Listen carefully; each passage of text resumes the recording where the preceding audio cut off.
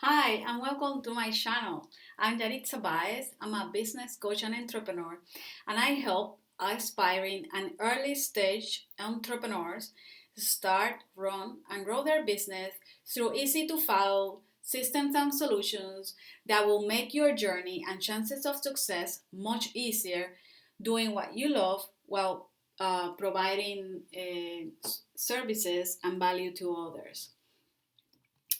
And today I want to talk to you about 5 ways to start a business on a shoestring, on a budget. So if you are an aspiring entrepreneur, you are looking to start your online business, you must watch this video. So let's just get started. One of the primary reasons people hesitate to start a business is their fear of needing a lots of money in order to start a business, a startup money. But if you're starting a brick and mortar business, I can understand that because you have to pay for the commercial space. You gotta and all the other bits of expensive that could bring, like insurance and local rates and things like that, and the inventory. So those startup costs can be very expensive. But if you're starting a service, an online service, you're providing that. You could work from a coffee shop, from the comfort of your home, and so your startup costs are going to be much lower. I won't say it is truly cheap to start an online business, but it's not obviously as expensive as if you were starting a brick and mortar business. So here are 5 ways that to stay on a budget while setting up your business. So remember, here is starting things on a shoestring. That's how I started my first business, and and then I transitioned into coaching, but it was really on a shoestring. So every business obviously should have a website. So you will obviously need a domain name. And that is going to be, to start with, that's going to be your very first expense, getting a domain name. Don't settle for the free domain names platform like mynewbiz.wordpress.com, because it screams cheap. You know what I mean? People don't like that. But if you don't have any other choice, go for that. But I'm sure that you can invest like $15 to purchase a domain name. That they're not that expensive, and that's usually they go for like $15 a year for the whole year. So that's easily done. You know what I mean? The second thing is shop around when it comes to hosting. There is many different ones. You could have a website and have it hosted with GoDaddy. You can have the whole thing done, with them. And that's how I got started with my first business. I had a website. I bought the domain and built my website with GoDaddy, and it worked, to start with. That was like, as my business kept growing, I kept evolving.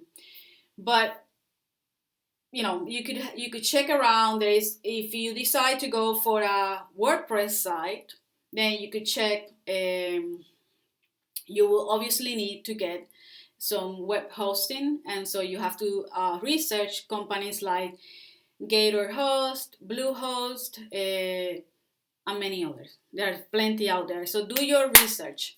Don't go for the very cheap. There are different prices. See what you get with their packages. They all offer different packages.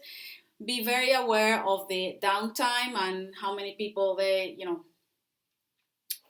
hosting works, and see if that is something that works for you. Another thing that you have to be very aware of, and I find it to be very important, is if you have an emergency with your site, you don't want to wait for an answer. So look for web hosting where they have like almost 24/7 customer service, that they can, reply to you very quickly. I think that is what makes it different when it comes to web hosting. Invest in an autoresponder. This is something I talk about brief, the first part of it in my previous video when it came to having an opt-in page as a bonus feature on your website. Because that's the way where you will be gathering your email addresses. So if you have an opt-in page, obviously you need a autoresponder and a platform that will get the people's email addresses when they visit your website. Again, like I mentioned on my previous video, in exchange for that website, you in exchange for that email address, you will be giving something for free, some type of incentive. And it could be, video course, a free video course. It don't have to be very long, extensive, obviously, a worksheet, a checklist, anything like that. But it should be something that provides a quick solution to the pain that you are, to the person needs a solution for, the problem that they have. Some platforms offer free up to a certain number of subscribers. Others are totally free. Companies that are out there, many. There is MailChimp, there is SendFox, MailerLite, ConvertKit, and they are all very good, but you just have to choose what works best for you, because at the end of the day, it's a matter of preference and the needs of your business. So look around and see which one fit the bill best. And also create a brand board. You could go very big on it. You could keep it very simple. In my case, I kept it very simple. I did research on the colors that I wanted to have on my website, have it all branded, choose the not just the color, but the fonts, the photo, the texture, everything that resonates with what you provide and the business image that you want. So I always recommend that when you have all these elements, that they are all in harmony. Okay, so when people go to your website, what they see, the colors, the fonts will also be reflected on your social media. So, keep that in mind. You could have a brand board on Pinterest, for example. You could have it on your computer. You could have it on paper, whichever you prefer. There is a lot of people who do branding, and they will do those things for you also if you have the budget for it. But I know we are here on a shoestring, so try to use something like Pinterest in order for getting, all the things, to brand the things for your business. Lastly is to allocate the most money on equipment upgrades. And this is very important, and I'll tell you why. I know that when you're starting a business, everything is on a shoestring.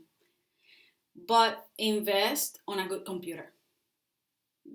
Don't go for the cheap stuff, because it's going to end up being expensive in the long run. It will work out more expensive. So try to invest. If you cannot get like the top of the range computer, get something in middle of the road. I have the experience that I was traveling and my laptop broke down. So,